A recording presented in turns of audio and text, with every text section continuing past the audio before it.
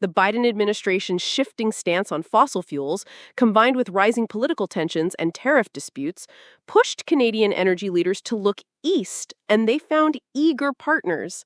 China, Japan, and South Korea, all heavily dependent on imported energy, have embraced Canada's offer with open arms. In fact, several new liquefied natural gas terminals along Canada's west coast are already under development, funded in part by Asian investment. These terminals are specifically designed to load massive tankers bound not for Texas or California, but for Shanghai, Tokyo, and Seoul. For the United States, the implications are serious. Not only does this move expose a vulnerability in its energy security, but it also signals a broader shift in global alliances. If Canada can so easily pivot its exports away from its southern neighbor, what's to stop other key allies from doing the same? Energy analysts say this is more than a trade dispute. It's a signal that the U.S. can no longer assume its historical dominance in North American energy flows. The world is changing, and countries like Canada are looking out for themselves first, just like America has always done. This isn't betrayal, this is evolution. Still, Trump supporters aren't buying that explanation. They argue that this never would have happened under his administration, that he would have used tariffs, pressure, or diplomacy to keep the gas flowing south.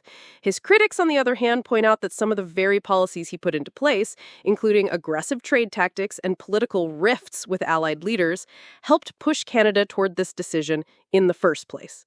And what does this mean for everyday Americans? Rising gas prices, possible winter shortages in the northern U.S., and increased reliance on domestic production, which may not be able to meet demand fast enough. While the U.S. is still one of the world's largest energy producers, the sudden reduction in Canadian imports could create temporary market chaos, especially in industries that rely on predictable supply chains. Meanwhile, Canada is reaping the benefits.